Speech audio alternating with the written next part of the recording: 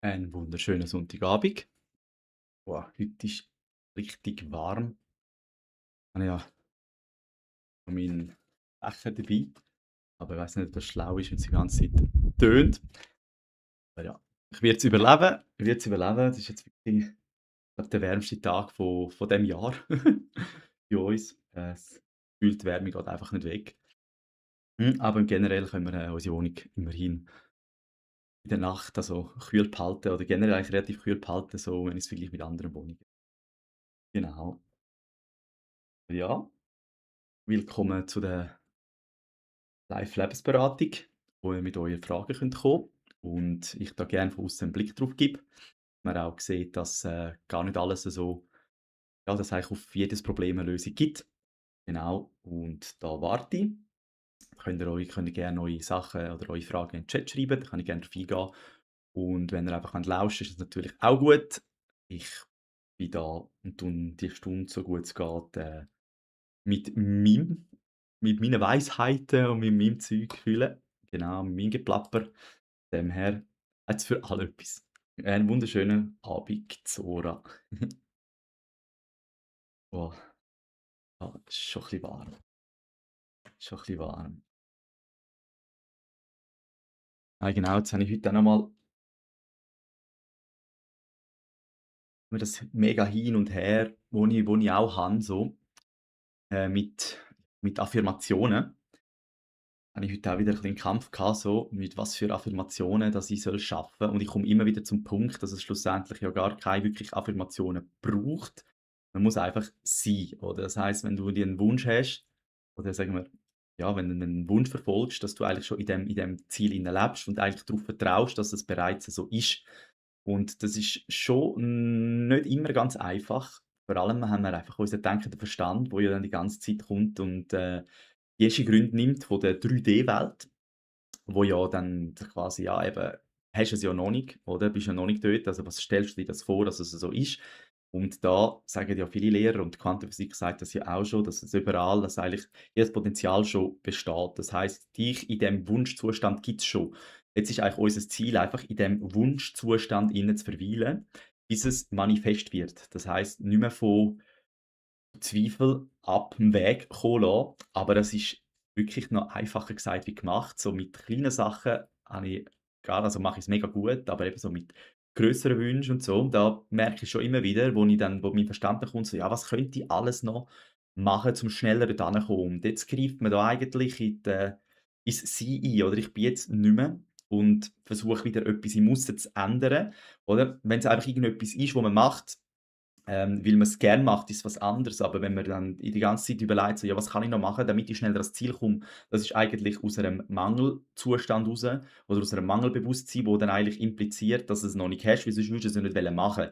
Du würdest ja nicht etwas ändern. Das heisst, es ist dann immer so ein bisschen 'n Widerspruch, wenn man, einerseits seinen Wunsch wenn man intellektuell das versteht und seinen Wunsch auf seinem Wunsch sollte bleiben oder seinem Wunsch soll treu bleiben in seinem Tun, aber dann der Verstand wieder kommt und, meint: „Ja, nein, schau, es passt nicht“, dass man dann gleich weiterhin in dem Gefühl bleibt, dass man es bereits hat. Und ja, das ist schon bei grösseren Wünschen ist schon nicht ganz einfach. Aber jetzt bin ich heute auch wieder hm, merkst du auch, bei mir tut sich immer oder hat sich bis jetzt immer wieder so eine To-do-Liste angehäuft, oder? Weil ich am Anfang habe ich irgendwie gar nicht dran gedacht. Dann habe ich mir gedacht: „Ja, du kannst ja mal, dir Wecker und so stellen.“ Das habe ich dann angefangen. Das war auch gut gewesen. Mit meinem ersten Wecker, den ich gestellt habe, Atmen, ist eine Entschleunigung gekommen. Aber ich nutze jetzt so ich sage mal, die Triggers immer noch. Und jetzt habe ich schon eine riesen Liste, eigentlich schon fast so eine riesen To-do-Liste, wo mir ja schlussendlich auch wieder Stress gibt. Und wenn man jetzt wieder davon ausgeht, dass ja dass du eigentlich in deinem Ziel musst verharren, dass du dein Wunsch bereits erfüllt ist und ja immer wieder eine To-do-Liste abhäkelst, so: „Ja, wie soll ich heute fühlen?“ und so, du implizierst ja auch immer wieder, dass, ja, dass es noch nicht hast, oder? Dass du ja dann eigentlich davon ausgehst, dass es noch nicht so weit ist. Und da bin ich noch ein bisschen im Zwiespalt, eben intellektuell verstehe ich eigentlich ich komme immer wieder zu dem Punkt oder bin jetzt schon öfter zu dem Punkt gekommen, dass ich's wirklich vereinfachen dass ich nicht mit vielen Sachen, wo ich dann immer wieder muss überlegen, so: „Hm, was ist alles noch gewesen?“, sondern einfach etwas. etwas, wo mir in dem ich sage jetzt mal, in dem Gefühl hineinlässt, oder immer wieder an das erinnert. Aber dann kommt eben auch wieder der Verstand und meint so: „Ja, mit etwasem willst du ja mit einem, oder? Musst doch schon ein bisschen mehr machen.“ Und das ist eben, glaube ich, einfach auch unsere heutige Zeit mit mehr machen ist oder wenn du mehr machst, kommst du schneller ans Ziel. Da sind wir schon recht geprägt, also die ganze Gesellschaft ist da recht geprägt und, ich bin mich von dem auch noch am lösen, dass es nicht immer mehr braucht oder? Jetzt bei dieser Sache ist, wenn man jetzt so wieder Neville Goddard sagt oder viele Lehrer von der neuen Denkbewegung, die dann auch sagen so, eben, du musst im Gefühl bleiben vom erfüllten Wunsch und du dann immer wieder, ähm etwas Neues dazu nimmst, dann bist du wie nicht drin, oder? Aber eigentlich ist ja das Gefühl vom erfüllten Wunsch braucht ja nicht 1000 To-dos, sondern einfach das Ding. Und sie sagen auch eben, es ist so wir sind so weit weggekommen von der Einfachheit, weil unser Verstand dann einfach sagt: „Ja, so einfach kann's ja nicht sein“, oder? Die Glaubenssätze, die dann aufpoppen, so: „Ja, man muss doch nur die Harten kommen in den Garten“ oder mit, eben, wenn du mehr machst, kommst du schneller voran und all das Zeug, oder? Aber in dem Moment tut man, glaube ich, einfach auch, ja, die Intuition kappen. Oder mit dem immer machen, machen, machen, machen, machen. Man lässt eigentlich gar keine Möglichkeit ich sage jetzt einmal, eben, wie wir es nennen, viele von denen, die ich jetzt mal hören bin, nennen es Gott oder eben das Universum oder die Quelle. Wir lassen sie in dem, dass wir eigentlich immer wieder reingreifen wollen. Das heisst, wir sagen eigentlich, wir geben das Endziel an: „Hey, ja, ich möchte dort hin, fühle das einmal“, also bis am Fühlen und nachher komme ich wieder auf Ideen: „Ja, wie kann ich es noch verschnellern?“ Das heisst, ich greife eigentlich immer wieder ein und lasse eigentlich dann den Kanal oder blockiere eigentlich den Kanal, wo die Informationen könnten zu mir fließen, dass es mich auch auf meinem Weg weiterbringt. Und da komme ich immer wieder an den gleichen Punkt, oder? Dass ich das immer wieder eigentlich verstehen, aber da jetzt dort auch noch, 'ne gewisse Blockade habe und immer wieder aber ich bin froh, eben, ich komme immer wieder zurück, oder? Dann heisst es, ich habe meine Liste wieder erweitert, ist sie wieder zurückgekommen auf meinem Handybildschirm und dann merke ich wieder: „Nein, ich will es wieder nicht“ und vereinfache es wieder. Aber ja, so lernt man immer wieder mit dem Machen, bis es irgendwann einmal wirklich verinnerlicht ist und ja, bin ich auch den anderen Videos sagen, eben nur durchs Machen kann man's wirklich wird's zu 'ner Erfahrung und da bin ich auch noch dran, oder? Also, jetzt bei dem Punkt bin ich wirklich auch noch dran, mir da, von meinem eigenen wo ich erzähle, auch aufs Scheiben abschneiden und ja, einfach mal können bei dem bleiben, oder? Bei seinem ja, bei etwasem bleiben, bis es wirklich verinnerlicht wird und nicht bei irgendwie 6, 7, 8 verschiedenen Sachen, wo dann alles andere auch wieder verschwimmt, sondern wirklich einmal ein starkes ja, dass es ein starker Glaubenssatz wird, oder? Sein Wunsch, dass es wirklich verankert wird, dass man einfach glauben, was man, ja, erreichen will, oder? Dass man auch einfach daran glauben und nicht immer wieder mit noch mehr, noch mehr, noch mehr wieder anfangen zu zweifeln, weil man wieder vom Weg abkommt, oder? Und das ist noch einfacher gesagt wie gemacht, aber auch da bin ich auch dran.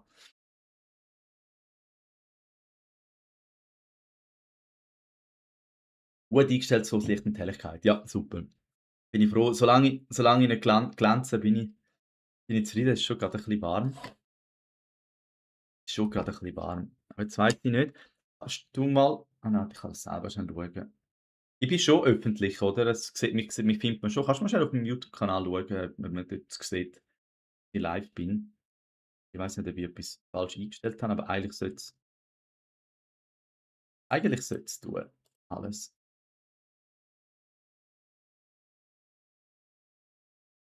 Hm, super, danke dir. Mhm. Ja, was ich das nächste Mal nachher versuche, ist ich habe eigentlich 3 Einstellungen, eine Einstellung ist also von der Latenz. Ich habe jetzt eigentlich die niedrigste, aber das heisst auch, die Bildqualität ist die niedrigste. Ich glaube, es langt. Die meisten schauen eh, wenn aufm Handy. Ja, dem her. Aber genau. Nein, es ist wirklich sich fragen, was will man in seinem Leben, oder? Wirklich fragen, was man wo man hin will und sich anfangen, mit seinem Ziel beschäftigen oder Gedanken um sein Ziel herum, so, ja, was hat man dann, wenn man so weit ist, oder dass das Gesamtbild von seinem Ziel einfach auch immer grösser wird. Gute Qualität. Ja, da bin ich froh. Also, mir ist es definitiv grad ein bisschen zu warm.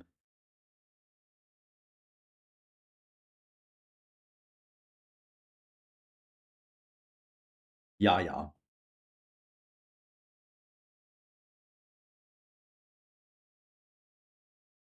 musst ein bisschen fächern. Der Fächerman, ey. Oh, ja. Vielleicht zieht das mehr Leute an, wenn ich am Fächern bin. Wer weiß, wer weiß. Genau. Nein, und auch da, oder, hm, an seinem Weg festheben, dran glauben. Und oftmals ist es auch bevor die Sonne aufgeht, ist es am dunkelsten und ist es am kältesten, oder? Und, vieles, bevor sich etwas in Gang setzt, sieht's zuerst aus, als es würde scheitern. Das habe ich jetzt auch bei vielen schon gehört und das tut mich auch, ja, bestärken, dass ich die Sachen, wie ich's wahrnehme, nicht als, also versuche nicht negativ anzulassen, sondern auch kann sagen: „Eben, das ist jetzt der Umbruch, oder? Das ist der Umbruch.“ Und dann einfach mal bei dem bleiben, wo ja dann auch, Vertrauen oder Glauben ja dann auch würde quasi, wenn ich sage mal, wenn du etwas machst und du willst daran glauben oder willst es umsetzen und es alle 5 Minuten anders ist, dann ist das ja nicht wirklich 'n Glauben, oder? Das heisst, auch da merkt man vielleicht das Leben so deine Ambivalenz, dass du nicht wirklich willst, oder? Und ja, und eben auch, wenn man immer ändert, kann man's gar nicht verfestigen. Es wird gar nicht zu 'nem Programm im Körper, wo das dann auch ausstrahlt und ja, so wirklich sich fragen, was will man im Leben und dann anfangen Schritt gehen und dann Schritt für Schritt einfach mal bei seinen Entscheiden auch bleiben, oder? Und nicht, ich meine, der Elon Musk, wenn der, glaube ich, fünfmal Sachen geändert hätte, also, sagen wir: „Ja, nein, jetzt machen wir das nicht mehr und jetzt fangen wir wieder an“, dann wäre er jetzt, glaube ich, nicht der Multimillionär, oder? Ich meine, der ist ja auch hat ja all in gemacht gehabt, mit seinem letzten Geld und wäre nachher sonst auf der Straße gehockt, oder? Damals noch zurück. Und jetzt ist er, der reichste Mensch der Welt, oder? Und ja, da zeigt's auch eben so dranbleiben, an seiner Vision festheben und nicht jeden Tag irgendwie wieder alles über den Bord werfen. Und, ja, da freue ich mich auch schon wieder, wenn ich das Videos schneide, dass ich mir das auch wieder selber höre sagen. Demher ist mega cool, wenn ich meine eigenen Videos schneiden kann. Ich höre auch immer wieder das sagen, wo ich auch oftmals in dem Moment auch wieder zweifle. Also, auch wenn ich bei mir auf dem YouTube-Kanal bin oder so und einen Titel oder so sehe, dann ist es auch schon oft eigentlich im richtigen Moment, dass ich es genau dann lese, wenn ich es wieder hören darf. Und ich habe bei mir gemerkt, ähm, dass viele wissen, es gibt irgendwie einen Punkt, wo's zu viel Wissen ist jetzt so, oder? Ich habe mich mit etwasem identifiziert, jetzt eben grad so mit Neville Goddard. Ich bin auch offen für Neues, oder? Und da bist du so ein bisschen Zwiespalt. Da habe ich wieder ein komplettes neues Buch in die Hand genommen, eine neue Richtung. Und, im Grund ist es das Gleiche, also, eigentlich genau das Gleiche. Der Kern ist genau das Gleiche, aber es hat halt andere Übungen, oder? Und da komme ich wieder auf die: „Ja, muss ich auch die Übungen machen, damit ich“, oder? Und da merke ich immer, oder, dass was muss man noch machen zum Sein, oder? Oder? Viele sind gefangen im: „Ja, ich muss etwas haben, damit ich bin“, oder? „Ich brauche jetzt das Auto, damit's mir besser geht.“ Andere so: „Ja, was kann ich noch machen, damit ich schneller an mein Ziel komme“, oder? Was kann ich noch machen zum Sein? Oder was kann ich alles, oder was muss ich haben zum Sein? Oder einfach mal sein, mal das Ganze umkehren, dass man einfach mal ist. Und ja, das ist der Trick dann eigentlich umgekehrt und man kommt dann eigentlich alles über, was mit dem zu tun hat, wo dein Sein ist. Oder aber es ist halt die Schwierigkeit, weil unsere Welt schaut's nicht so an, oder? Eben, es ist in den Schriften ist es so niedergeschrieben, wenn man das, anschaut, oder viele Lehrer sagen das auch. Im Grund kommen alle wieder aufs Gleiche zurück. Aber wenn man halt einfach auch jetzt grad im Westen,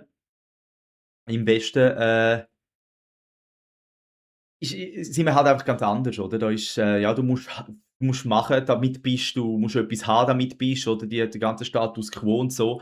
Und, in Indien zum Beispiel, also das habe ich in 'nem Buch gehört, glaube bei Neville Goddard, der gesagt hat, oder, wenn du im Westen sagst: „Ja, ich bin zu Gott erwacht“, dann denken die Leute: „Hä?“ Und, wenn dann in Indien sagt jemand: „Ich bin zu Gott erwacht“, dann klatschen und sagen: „Ja, endlich“, oder? Und, ja, da sieht man halt eben so die Unterschiede. Und wir im Westen sind schon sehr fest vom Kopf gesteuert, der Verstand, oder? Alles mit nur die Wissenschaft gilt, oder? So richtig verkopfte, Gesellschaft, ich will es nicht werten, es ist nichts Schlechtes, es ist halt einfach so, aber das lässt dann eben genau so Sachen dann nicht zu, jetzt mal einfach mal sagen: „Ja, es kann einfach sein.“ Ja, nein, es ist statistisch gesehen musst viel machen, damit du kannst. Und alles, wenn jemand dann kommt, eben gerade so und sagt: „Ja, versuche mal weniger zu machen, dann ja, nein, das geht gar nicht in das Weltbild rein, oder? Und dann drum tut man dann viele so Sachen, so Lehren einfach abschmettern, vor allem solche, die sich mit Wissenschaft viel mit Wissenschaft beschäftigen, die das Gefühl haben, nur das, was wissenschaftlich bewiesen ist Fakt.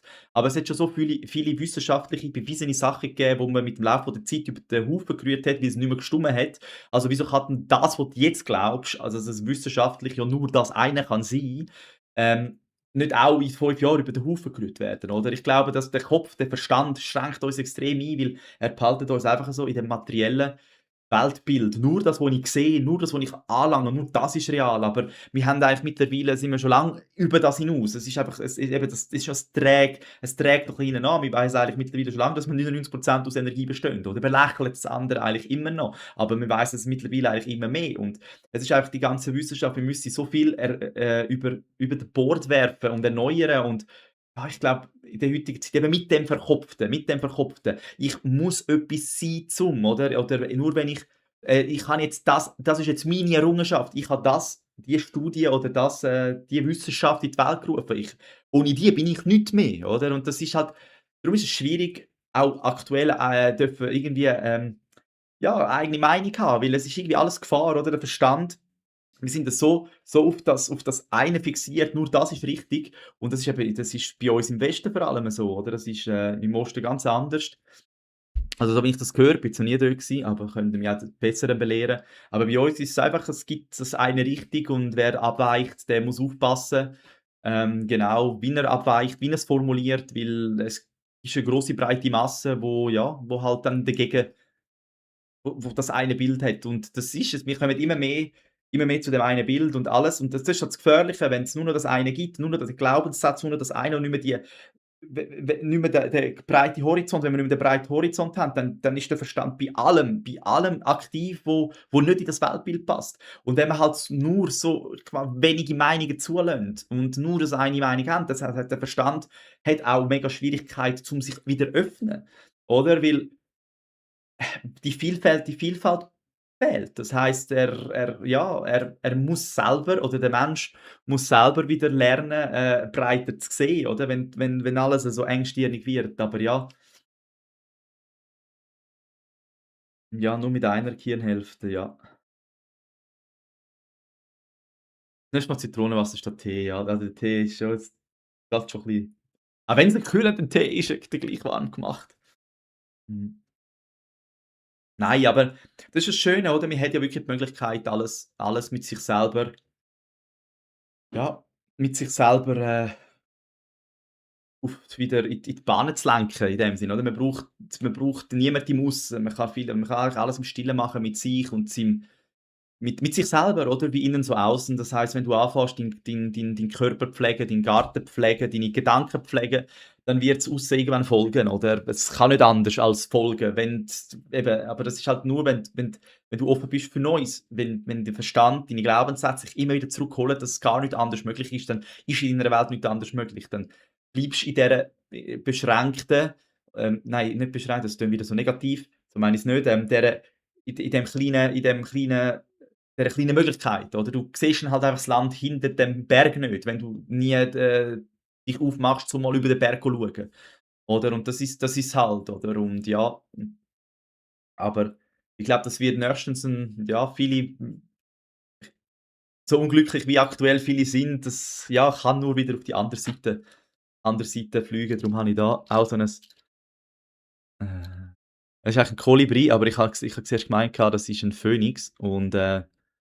Für mich ist das Symbol der Phönix aus der Asche. Auch bei mir ist ganz vieles in den letzten 3 Jahren neu, oder, wo ich auch aus meinen Mustern ausbreche. Darum kann ich jetzt da auch so gut davon berichten, weil es ist alles noch so frisch und bin auch noch dran, oder? Ich habe ja auch Sachen, wo ich noch dran bin und ich finde das super, oder, dass ich es weitergeben kann. Weil, ja, ich glaube, es sehnen sich auch immer mehr Menschen, dass sie irgendetwas im Leben könnte verändern und es ist eben gar nicht so schwierig, wenn man's zulässt. Die Schwierigkeit ist nur, wenn man nichts zulässt. Die Schwierigkeit ist nur, wenn man nur das eine als wahr sieht und nicht mal die Möglichkeit offen lässt, dass auch eben andere Sachen können, können von Nutzen sein, oder? Und Ja, ich bin jetzt wieder ein bisschen am Zurückgehen. Ich versuche jetzt wieder mich nicht zu weit aufmachen, weil ich habe eigentlich so für mich aktuell das gefunden, wo ich mich wohlfühle. Das widerspricht jetzt zu dem, was ich jetzt gerade vorher gesagt habe, aber ich merke halt, ich brauche zuerst einmal einen festen ein festes Fundament, damit ich dort nicht mehr ausrutschen kann, wenn ich neuen Input hole. Oder? Und jetzt tut der viele neue Input, die ich hole, tut's immer wieder an dem, wo ich gerade am Aufbauen bin, wieder kann der Verstand wieder mitreden. Und ich merke, wenn ich einfach einmal nicht immer neue Informationen dazu hole, dass ich wieder in einem Buch höre oder in einem Podcast höre, was alles noch so für Möglichkeiten gibt und der Verstand denkt: «Wow, kann ich vielleicht mit dem schneller? Geht das auch mit dem besser?»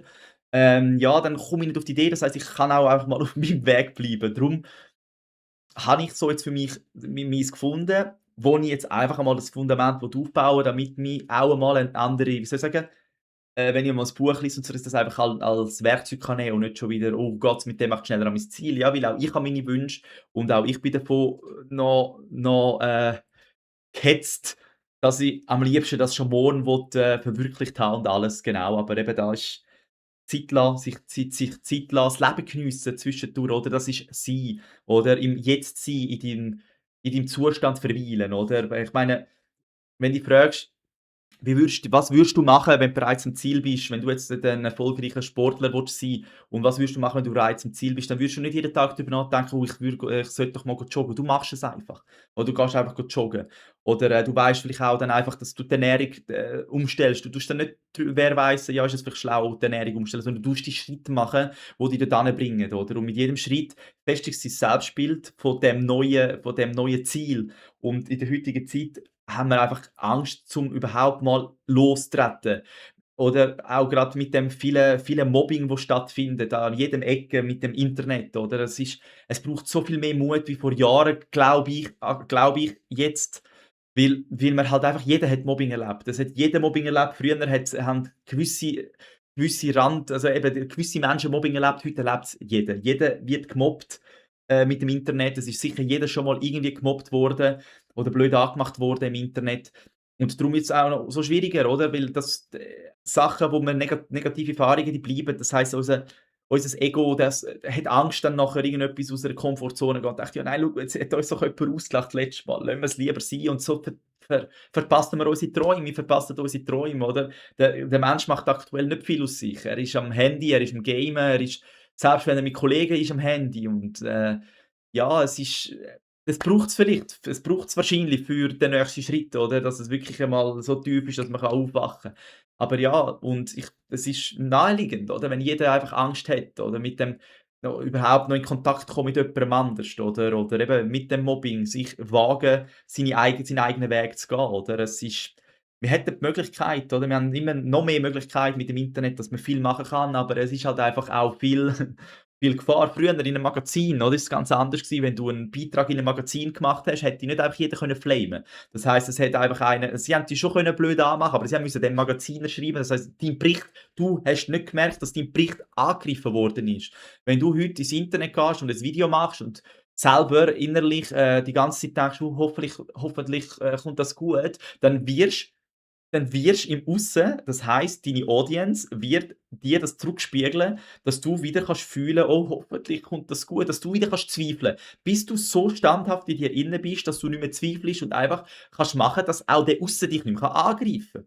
Oder das heisst, sehen nicht, dass dich jemand mobbt, sondern er will dich einfach aufmerksam machen auf etwas, wo du in dir innen noch darfst anschauen, wo du noch darfst stärken, oder?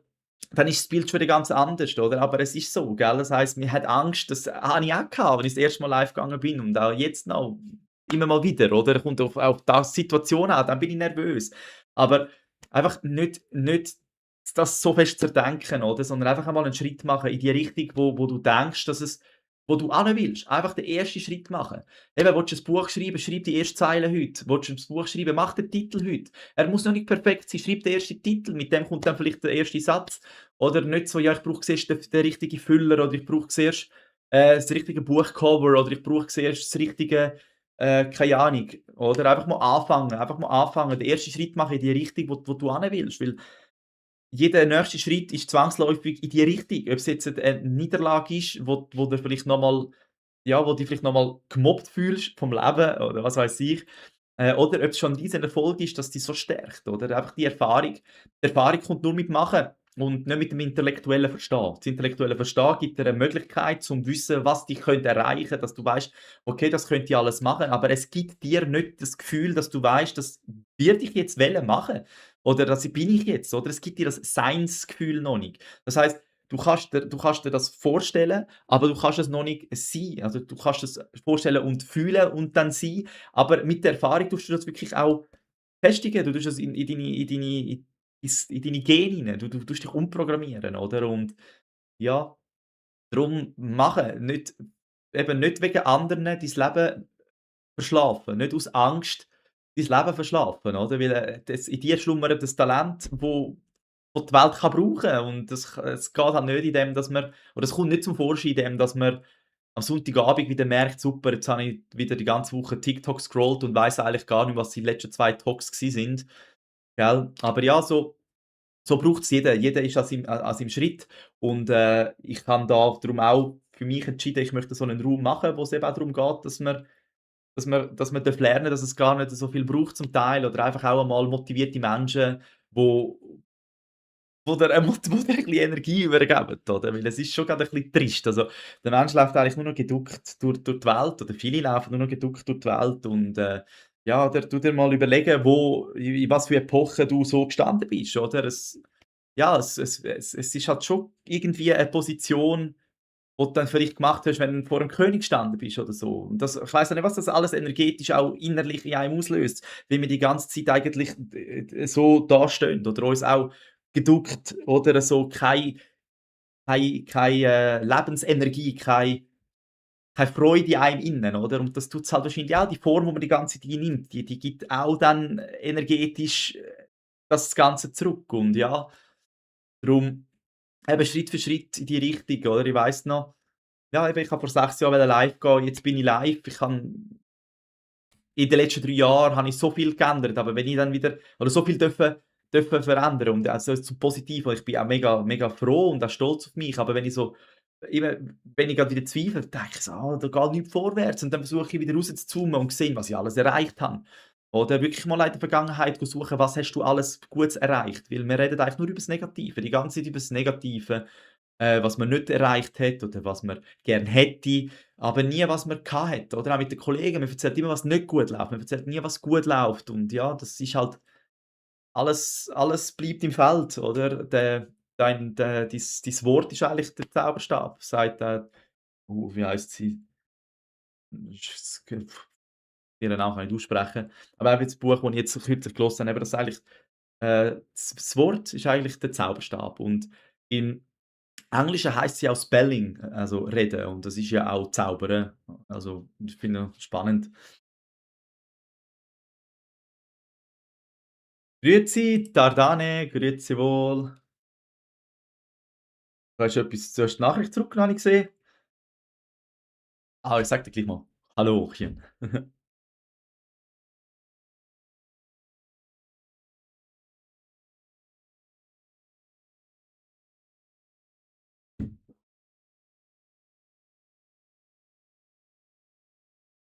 Ja, ja, genau. Nein, jetzt ist eben das Format nochmal zum Format. Das ist gedacht, dass ihr dürfen mit euren Lebensthemen kommen, egal wo ihr steht. Dass man einen neuen Blick mal drauf werfen kann, weil wie Einstein auch gesagt hat, das Problem kann man nicht aus der gleichen Sichtweise lösen, wie sie entstanden ist. Das heisst, oftmals, wenn man ein Problem hat und das Gefühl hat, das ist ein Problem, dann ist man in dieser Sichtweise, wo das Problem entstanden ist. Und jemand von außen kann ganz anders auf die Sicht schauen, weil er ist mit dem Problem nicht betroffen und kann da, ja, das auch gut einmal spiegeln.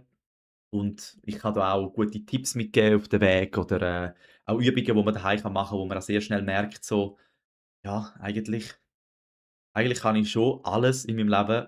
Es fängt ja schon an, wie ich mich fühle, oder? Wenn ich am Morgen mich schlecht fühle, dann ist irgendwie der ganze Tag schlecht. Gefühlt passieren nur schlechte Sachen. Und wenn ich energiegeladen bin, dann habe ich das Gefühl, es kann mir nichts passieren, oder? Dann kommt 'ne Widrigkeit und ich lache und es geht weiter. Aber wenn ich am Morgen schon nur das Negative sehe, dann kommt 'ne Widrigkeit und ich bin halt wieder das Opfer. Und viele, und das ist auch nicht böse, das ist ganz menschlich, das ist nicht böse gemeint, ist ganz menschlich. Viele, die halt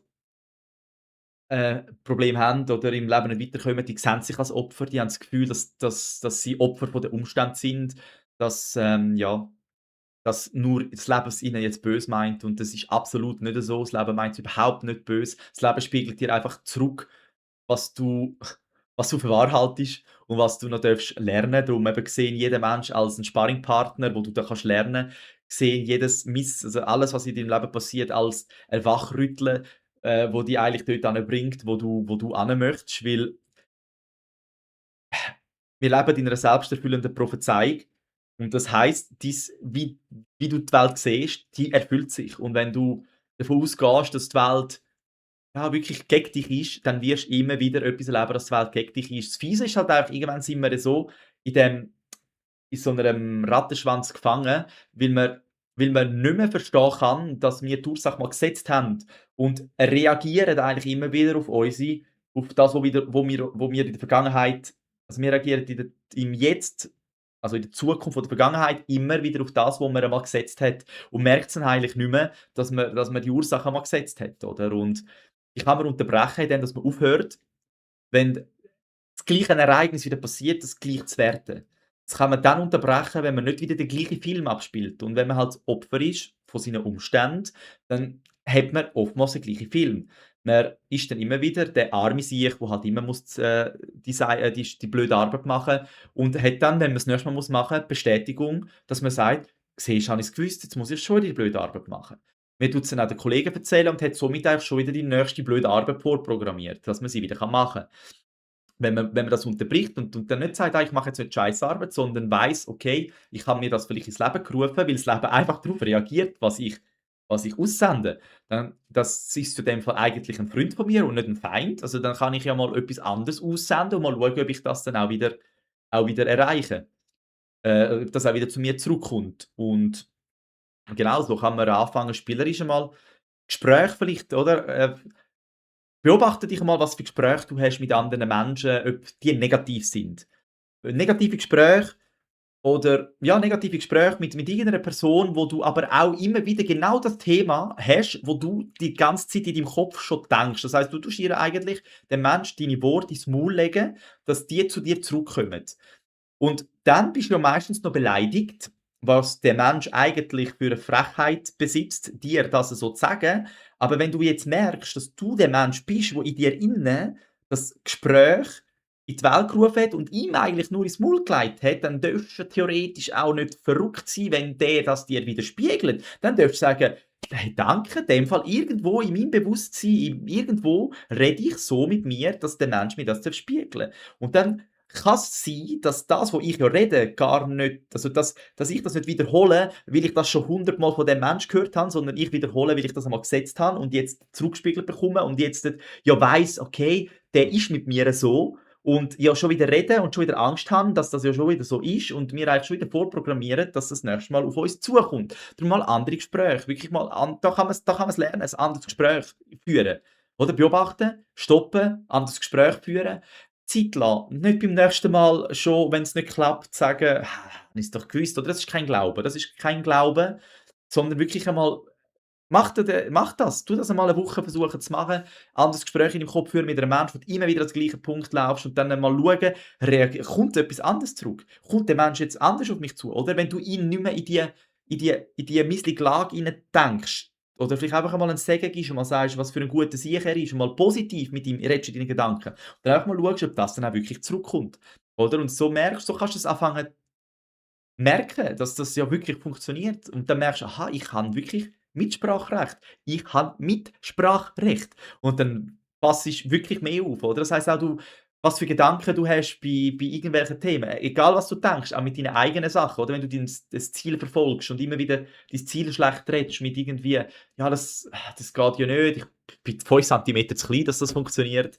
Ich habe die falschen Kleider an.» Oder, was auch immer, dass das alles auch Glaubenssätze sind, dass das dann nachher wieder bestätigt bekommst. Dann kannst du Schritt für Schritt anfangen, neue Glaubenssätze beziehungsweise einfach einmal zu beobachten oder das nicht mehr darauf reagieren, die nicht mehr wiederholen. Oder die Geschichte mal ausrotten, indem dass die Energie zurücknehmen, indem dass sie nicht wieder im Geist weiterleben, dass sie wieder auf dich zukommen, oder? Und jetzt bin ich abgeschweift, genau, aber für das ist das Format gedacht, dass ich auch von aussen wirklich einmal kann, äh, die Sicht geben, oder? Dass man's schnell kann eruieren, oder? Weil ich halt nicht damit involviert bin, dann kann man schnell einmal, eruieren, so: „Ja, wo denkst denn du in deinem Leben vielleicht so, dass du das wieder erlebst, oder? Wie redest du mit dir? Wie redest du mit anderen? Was für Glaubenssätze hast du, oder? Wenn du, ja, keine Ahnung, wenn du keine Ferien kannst machen oder nie Ferien kannst machen und die ganze Zeit sagst: „Ja, ich bin immer der Einzige, der nie Ferien machen darf“, dann haben wir schon mal einen Übeltäter, oder? Das heisst, wir tun das noch mal umformulieren. Das heisst, du wirst jetzt einfach ringhörig auf den Glaubenssatz. Und jedes Mal, wenn der Glaubenssatz kommt, weisst du, jetzt muss 'n anderer, oder? Du fährst dich an schon in der Ferien fühlen, du fährst an anders darüber denken, dass du schon in der Ferien bist, oder dass du der bist, der Ferien machen darf, oder? Das mal eliminieren und dann siehst du, plötzlich funktioniert's, plötzlich hast du Ferien und oftmals halt erschreckend schnell, oder? Das ist erschreckend schnell, vor allem eben die Negativität. Wenn's dir schlecht geht, ist alles schlecht. Also, es geht sehr schnell, oder? Wenn's dir jetzt schlecht geht, dann hast du das Gefühl: „Boah, wie würde es mir jemals gut gehen?“ Aber wenn's dir 'ne Sekunde später deine Stimmung wieder erhebt, dann denkst du zurück so: „Hä, wie habe ich mich vorher so können fühlen?“ Oder es zeigt, wie schnell, dass wir eigentlich hin und her wechseln können. Und so schnell kann dann das Leben auch, wenn du deine Glaubenssätze eigentlich loslassen kannst und das Ganze kannst hinter dir lassen, auch sehr schnell etwas Neues bringen, wo mit dem neuen Glaubenssatz oder mit deiner neuen Überzeugung übereinstimmt. Aber das es geht mit der Zeit immer schneller, oder? Aber am Anfang auch mal anfangen herausfinden, so: „Ja, wo kann ich denn das spielerisch mal machen, um mal schauen, dass das stimmt?“ Und mit jedem Mal, wo man das, erlebt mit jedem Mal, wo man das erlebt, stärkt dein Vertrauen zu dem und es geht immer einfacher dann, oder? Es geht jedes Mal einfacher. Es ist wie ein Instrument lernen, oder? Und das sage ich mir auch immer wieder, oder? Wenn ich mich wieder anfange zu hetzen, so: „Oh Mann“, dann sage ich wieder: „Fabio, du hast, Ausbildung gehabt, die ist 4 Jahre gegangen, auch nachher hast du noch lernen. Also, was willst du jetzt, wenn du etwas erst seit einer Woche machst, schon der Profi sein? Ist schön und gut, fühl dich einfach so, aber lass dem Zeit, oder? Lass dem Zeit.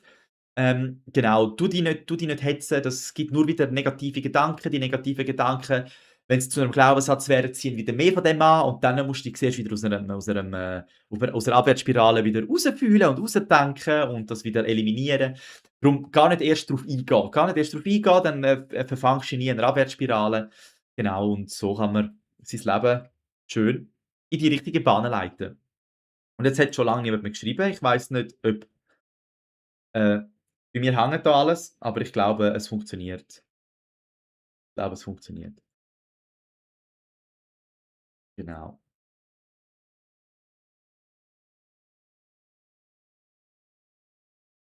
Ja, das darf ich noch lernen. Geduld mit sich haben, darf ich noch lernen. Und ich bin ja jetzt auch am Versuchen, einfach einmal ein bisschen aushocken, Handy dort bei mir zu haben und dann kommt so eine genannte Stille, Langeweile, ich weiss nicht, was mit mir anfangen.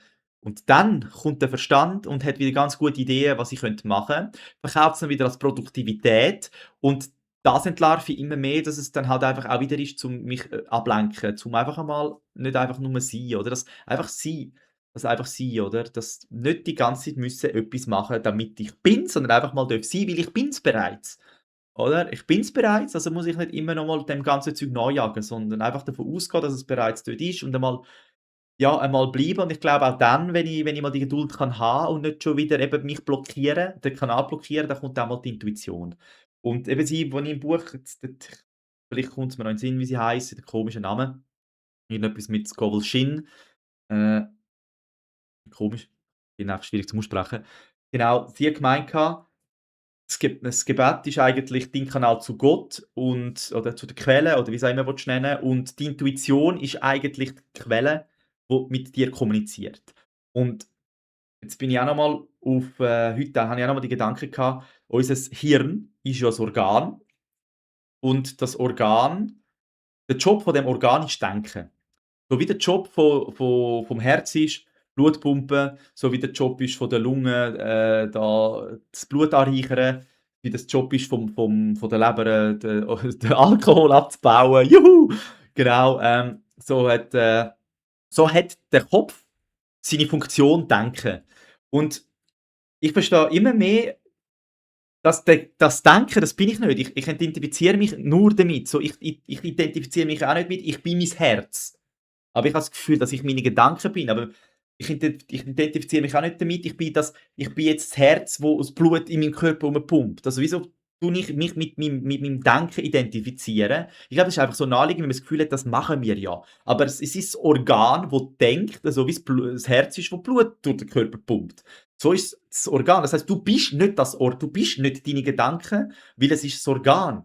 Das heisst, du bist aber irgendwie etwas, wo gleich rum ist, aber du bist eigentlich der, wo die Gedanken kann wahrnehmen, aber sich also wahrnimmt, aber leider oft damit identifiziert. Das heisst, wenn ein Gedanke kommt, eben vom denkenden Verstand, vom Ego und meint so: «Oh, du musst noch das machen», dann ist das eigentlich aus Angst raus, weil du noch nicht im Dings bist. Das ist 'n Gedanke, wo er kann schon helfen, das will ich nicht sagen, aber es ist dann eigentlich einfach nicht der richtige Kanal von der Intuition, sondern es ist jetzt das Organ, wo redet und nicht der Kanal, wo redet, oder? Und, da versuche ich jetzt und das ist mir heute so noch mal so richtig verinnerlicht, da versuche ich jetzt mehr können zu trennen so: Okay, wenn ich denke, dann ist es eigentlich mehr vom Verstand und wenn ich einfach weiss und 'ne Intuition kommt, so: „Hey, das will ich jetzt machen“, dann ist es mehr ein vielleicht von oben inspiriert, oder? Und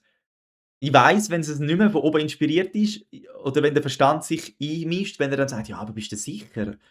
Ist das echt gut?“ Oder? Und da versuche ich mal mehr und man sagt ja auch immer: „Geh deinem ersten Impuls nach“, oder? Aber der erste Impuls ist dann denkt man beim ersten Impuls: „Wow, ich will jetzt dort hingehen.“ Und nachher denkt man: „Ja, aber jetzt ist doch ein bisschen spät. Machen wir morgen.“ Oder? Jetzt hätten wir die Intuition gehabt, die Eingebung gehabt, ich möchte dort hin. Tut aber mit dem Verstand schon wieder zerreden. Und vielleicht wäre eben genau das, dass man das geht machen, genau der nächste Schritt gewesen für die Manifestation von deinen Wünschen, von deinem Ziel, die nächsten Schritt. Vielleicht hättest du dort irgendjemanden getroffen, der dir weiterhilft auf deinem Weg. Aber jetzt hat man es quasi ignoriert. Oder man hat den Kanal zwar, man hat es zwar gehabt, hat es aber ignoriert. Und dann jetzt auch bei vielen schon gelesen, eben diesen Impuls wirklich nachgehen, diesen Impuls nachzugehen, auch wenn am Abend am 8 ein Impuls kommt: „Ich muss noch schnell in die Stadt, weil ich muss noch schnell in die Stadt.“ Oftmals ist es gar nicht so Warum, sondern dann muss man's halt noch vielleicht schnell machen. Oder mehr den Impuls nachgehen, so, um einfach einmal vielleicht ist es wirklich der nächste Schritt auf dem Weg, oder? Und ja, aber wir hätten halt so: „Ja, nein, heute habe ich keine Zeit. Oh, ich habe heute schon so viel gemacht. Machen wir's doch morgen.“ Aber ja, der Kanal also, ich versuche jetzt mehr zu lachen, so: da kommt wieder das Organ Kopf, da kommt wieder das Organ Hirn, wo, das Gefühl hat, es weiss es besser. Es kann vieles, es kann alles berechnen, es kann alles, was in dieser dreidimensionalen Welt schon passiert ist, kann es sehr gut. Aber in die Zukunft schauen, hat er ein bisschen Mühe, so sich auf etwas Neues einlassen, hat er ein bisschen Mühe. Und da versuche ich eher einmal die höheren Dimensionen, eben die Intuition, die kommt, einfach einmal zu Wort lassen. Darum oder auch da oder wenn ich mich frage, so: „Ja, was will ich denn genau?“ Auch da weiss ich irgendwie, was ich will, aber und das Aber ist der Verstand, wo reinreden oder wo meint, das, wo ich eigentlich will, geht nicht, weil das und das. Und plötzlich hat man wieder Angst und meint: „Okay, das geht ja wirklich nicht.“ Darum den mal weglassen, fragen: „Was will ich denn wirklich und was fühlt sich für mich eigentlich wirklich richtig an?“ Und das ist es dann schon mal bei dem bleiben und nicht schon wieder am nächsten Tag, wo eben ich noch Tendenz habe, am nächsten Tag schon wieder alles über Bord werfen, wo ich heute wieder das Gefühl hatte, das lasse ich jetzt einmal ein Weile so und am nächsten Tag, haben wir's wieder über Bord geworfen, weil der Verstand eben schon clever ist. Ich glaube, je mehr, dass man ihn beobachtet, desto cleverer wird er, bis man ihn einmal wirklich so weit hat, dass man dann einfach weiss: „Okay, jetzt ist man wieder in seinen Gedanken, man ist wieder am Denken, man ist wieder am Denken.“ Aber ich glaube, er ist halt still, wenn du nicht auf den Fersen bist, dann lässt er dich auch mehr in Ruhe. Aber ab dem Moment, wo er merkt, so, okay, der andere macht ihm so mit, dann wird er irgendwie immer lauter, oder? Und ich glaube, er ist mir schon grade ein bisschen recht laut. Ich glaube, der weiss, dass ihn jetzt haben und nicht mehr brauchen. Nein, natürlich brauche ihn noch, eben, er ist super. Ich bin froh, kann ich denken. Oder ich kann auch neue Sachen, denken. Aber vielleicht, mal ein bisschen mehr zurück, nicht zu viel aufs Mal, da darf ich mal oder wir haben, ja, viel zu viele Informationen. Früher hat man, während dem Arbeiten nicht noch Podcast hören können, weil es es nicht gegeben hat. und hat nicht noch können auf dem Weg vom Zug noch schnell, weiss nicht was, mit 100 Leuten schreiben, wie's es nicht gegeben hat. Dann hat man mal ein Buch gelesen, wenn's es dann schon gegeben hat. Und man hat viel mehr mit sich selber gehabt. Man ist viel mehr bei sich selber gewesen, oder? Und heute ist man hat so viele Informationen, ich glaube, ich könnte die gar nicht verarbeiten, oder? Und hat immer das Gefühl: «Ah, noch mehr, ja, ich kann noch lernen, ich kann noch lernen.» Aber Lernen ist nicht Wissen, ist nicht Lernen. Erfahrung ist Lernen. Es ist beides Lernen, aber die Erfahrung tut's irgendwie verinnerlichen. Das Wissen macht's oftmals, merke ich, einfach nur noch komplizierter, weil man noch mehr weiss und noch mehr. «Oh nein, jetzt müsste ich das noch, das noch. Oh, wie bringe ich das noch unter einen Hut? Und wie mache ich das noch? Oh, jetzt sollte ich das noch.» Und schon ist man vielleicht wieder in einer To-do-Liste, wo man das Gefühl hat, jetzt muss ich das und das machen, damit ich überhaupt ein Meister-Yogi bin. Oder hocke ich richtig, hocke ich falsch? Habe ich das richtige Meditationsküsse? Kenne ich alles auch, oder? Muss ich jetzt im Lotus sitzen oder darf ich auch so, wie ich will? Genau, alles Verstandssachen, wo er sehr gut kann. Aber da komme ich immer mehr, es gibt weder richtig noch falsch. Es ist so, wie du dich wohlfühlst. Wenn du merkst, du beruhigst dich und nicht einschlafst, bist du im richtigen Gefühl beim Meditieren, also bist du im richtigen Sitzen beim Meditieren. Ei, ei, ei, oder? Wie kann man falsch sitzen? Meine Güte, oder? Aber das kennen wir doch alle, oder? Falsch hocken, falsch reden, falsche Kleider, falsches Denken. Habe ich jetzt die Hand falsch gegeben? Habe ich falsch? Oder wir sind uns die ganze Zeit innerlich am Versuchen zu fragen, was wir alles falsch gemacht haben. Ja. Aber vielleicht braucht's es, oder? Dass man lernen zum merken, man macht eigentlich gar nichts falsch, oder? Aber ja, viele sind durch den Schmerz am Wachsen, anstatt dass man's einfach einmal sein lässt, oder, von Anfang an. Ja. «Treat you like a friend» ist auch 'n guter Satz. Zu 'nem Freund ist man meistens viel liebevoller, geduldiger und verständnisvoller. Da darf man sich ja selber sein. Absolut, absolut, absolut. Nein, haben wir auch, wo war das gewesen? Vor 2, 3 Wochen, auch wo wir im Parkhaus gsi sind, sind wir raufgefahren nach dem Posten und das Parkhaus so ringsum gefahren und obendran hat's dann die Schranke, und es war einer vor uns gsi und der hat das Billett nicht gelöst gehabt. Und ist am Retour runtergefahren gsi, oder? Und ich bin auch so wieder retour und ich glaube, den habe ich im Winkel nicht gesehen. Ich habe mal so irgendwann rausschreien: «Stopp!» Und dann ist der ausgestiegen und so mega nervös gsi, so: Und dann ich so: «Ja, eben nicht gelöst.» Hat er so: «Nein, habe ich nicht gelöst.» Ich so: «Ja, eben, wir könnten sonst einfach oben das nächste Mal den Knopf drücken und sagen.» Die sind meistens so kulant und lassen einem raus. «Aber sonst soll er doch kurz runtergehen und holen, ein Ticket holen. Ich stehe da hinten und halte die Leute auf, dass es dort noch 'n Unfall gibt.» Und er so, ja, er hat sich mega geschämt, hat sich mega oft entschuldigt und ich so voll Verständnis dafür gehabt, oder? Todesverständnis dafür gehabt, kann ja passieren, mein Gott. Und, ja, aber ja, selber wär's mir passiert, oder? Was das kann doch nicht passieren, peinlich, peinlich, peinlich. Oder hätte mich wahrscheinlich so gefühlt wie er, oder? Und so eben mal Geduld haben mit sich. Treat you like a friend, oder? Wenn ein Friend so nicht tust, schlecht reden, dann musst du dich selber, wenn halt das dir mal passiert, auch nicht dich schlecht reden, oder? Genau, gutes Beispiel. So, Wasser leer. Noch so viel heiß übrig, so wenig Wasser.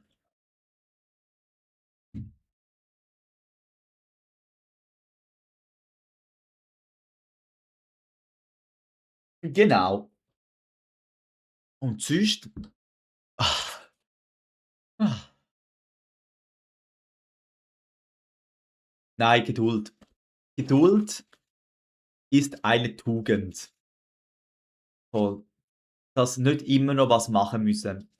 Oder dass man einmal, wenn man nichts macht, das Gefühl, also, ein lustiges Beispiel. Ich verwünsche mich oft, dass wenn ich nichts mache, dass ich das Gefühl habe: «Ah, ich könnte ja etwas machen», weil dann könnte ich ja vorankommen, oder, etwas Produktives machen. Dann fange ich an, das Produktive machen, dann verfange ich mich wieder in so komischen Situationen, äh, ab und zu so Situationen, dass ich dann nachher wieder quasi völlig aus der Bahn bin und wieder oben und unten nicht weiss, hätte ich lieber einfach nichts gemacht, wäre es mir gut gegangen. Oder da auch mal fragen, so: «Ja, macht man etwas, weil man das Gefühl hat, dass man es muss, dann hat es oftmals kein gutes Resultat, habe ich herausgefunden. Wenn es aus der Inspiration kommt, sofort loslegen. Wenn die Inspiration kommt: «Ah, ich will jetzt zeichnen, will ich einfach gerne zeichnen», dann sofort. Aber wenn das Gefühl ist: «Oh, ich könnte heute noch zeichnen, weil es würde mir vielleicht was bringen», dann ist es da kommt's ganz aus einer anderen Intention raus. Und dann, ja, habe ich gemerkt, ist bei mir meistens zum Scheitern verurteilt. Aber auch das, oder, das merke ich jetzt auch, da darf ich in dem Fall einfach einmal anschauen, als du siehst, Fabio, das merkst du immer wieder in dem Moment, wenn du aus dem raus handelst, kommst du nicht voran. Das heisst, es schlägt dich eigentlich noch weiter zurück. Also nicht, ja, es hält dich einfach grad wieder dort hin und jetzt bist du eigentlich wieder in Zweifel. Also lass doch einfach mal sein. Ähm, genau, geniesse mal dein Leben und, ja, so einfach mal ein bisschen das Leben geniessen. Ein bisschen weniger machen, mal ein bisschen mehr das Leben geniessen. Und Leben geniessen heisst nicht, dann also für mich heisst Leben geniessen nicht, ich bin einfach auf TikTok und sage: „Ja, Mann, ich finde das cool“, weil, auch das ist nur Ablenkung. Genau, und auch das ist nicht zur Ruhe gekommen, wie viele das Gefühl haben, so also, der 'n ganz normalen Feierabend in der Schweiz, nicht bei allen, aber so bei den einen ist, ja, ja, ein Feierabendbier, Netflix, ein Pack Chips, sonst noch ein bisschen Seich zum Abstellen. Aber jetzt, der Alkohol muss abgebaut werden, das stellt den Körper nicht ab. Netflix 1'000 Informationen verarbeitet, macht die auch nicht tut die auch nicht den Körper auch nicht abstellen und deine Chips tun den Körper auch nicht abstellen. Also, man redet sich eigentlich ein, dass man braucht den Feierabend, um sich oben runterzufahren, aber eigentlich stresst man sich nur noch mehr. Indem dass man sich, ungesund ernährt, indem dass man, ja, meistens irgendwelche Zeich schaut, wo einem nicht weiterbringt. Und, ja, also der Alkohol oder sonst noch Sachen, wo man dann zu sich nimmt, sich auch nicht wirklich beruhigt, obwohl man das Gefühl hat, oder so sagt. Das ist ja gang und gäbe so, dass man sagt, ja, eben Feierabendbier, zum oben runterkommen, aber eigentlich kommt man nicht oben runter. Wie der Körper ist am Arbeiten. Man hat das Gefühl, aber der Körper, die Leber ist hardcore am Arbeiten nachher wieder. Es ist nicht ein wirkliches oben runterkommen, es ist nicht ein Beruhigen, sondern es ist eigentlich nur ein Stress. So wie für den Raucher, der sagt, muss rauchen, damit ich oder wenn ich rauche, bin ich beruhigt. Du bist nicht beruhigter, wie wenn du nicht würdest rauchen. Du tust einfach in dem Moment bist schon beruhigter. Das stimmt, das kenne ich, weil ich bin Ex-Raucher. Aber man ist nicht beruhigter, wie wenn man nicht würde rauchen, sondern man beruhigt sich einfach wieder, weil man einem Entzug entkommt. Oder der Raucher ist einfach wieder auf Entzug und muss rauchen, um sich zu beruhigen, weil er wieder gestresst ist. Innerlich, aber es halt nicht merkt, weil's halt Normalzustand ist, aber dann das Gefühl hat, er muss rauchen, damit er sich beruhigt, oder? Aber er beruhigt sich eigentlich er beruhigt nur die Sucht, nicht sich. Genau, das ist auch, als ich den verstanden habe ich's auch lustig gefunden so. Oder wie ein Raucher hat das Gefühl, er könnte vor 'ner Party noch 2, 3 Ziggis rauchen, damit er nachher weniger rausgeht. Macht er gleich nicht, er geht die gleiche Zeit raus. Oder 'n Raucher hat schon wenn er, 'n Raucher ist einer, der schon einen Zug hat, bevor er überhaupt haben kann. Er schaut ins Päckchen rein: „Oh mein Gott, nur noch 3 Ziggis oder nur noch 10 Ziggis.“ Oder aber er ist noch gar nicht auf Entzug, aber er hat schon Panik und alles. Drum schon die Sucht hat einem schon recht in den Klauen, merke ich oder habe ich gemerkt. Aber schon 6 Jahre jetzt rauchfrei. Wieder.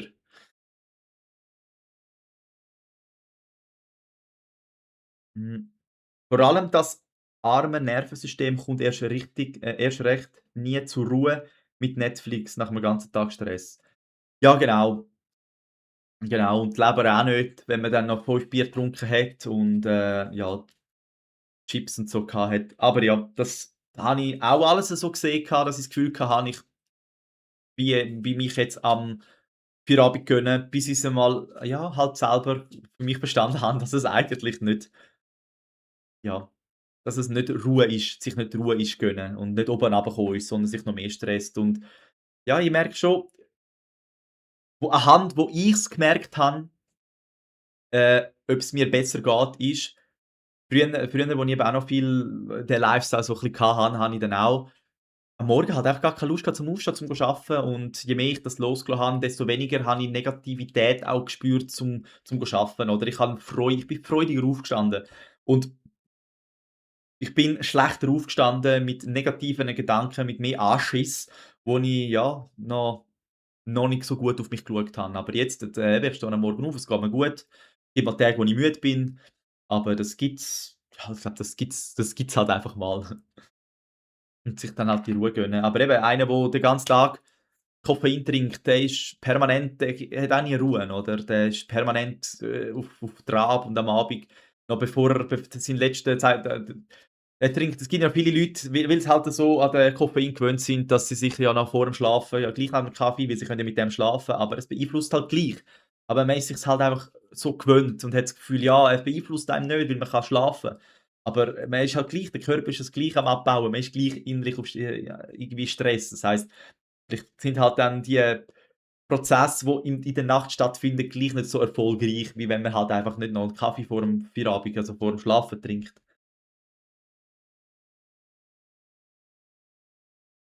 Mhm. Boah, nein, aber ey, mir ist es grade ein bisschen zu heiß. Ich mache für heute Feierabend. Ich bin am nächsten Sonntag auf die 7:30 auch wieder da und genau, äh, das kann man nachschauen. Das wird sich grad jetzt nachher, aufschalten. Ich glaube, zwischen den nächsten 24 Stunden ist es online, wer's nachschauen will, das Video. Und sonst, genau, freue ich mich auf nächsten Sonntag. Dürfen wir auch gerne einfach Fragen einreichen, wenn ihr nicht wollt öffentlich schreiben, wenn's so irgendwie wohler ist, kann ich die Fragen auch eingehen, ganz anonym, dass, dass ich einfach dann auf das Thema eingehen kann und dass du einfach kannst da sein und zuhören am nächsten Sonntag, wenn ich über das Thema rede, wenn dir das dann lieber ist, wie dass wir da im Chat drinnen schreiben. Genau. Und ja, freue mich aufs nächste Mal, auf all die kommen und auch auf all die nachträglich das Video schauen und freue mich auch auf all die Menschen, die das Video erreichen und es weiterhilft.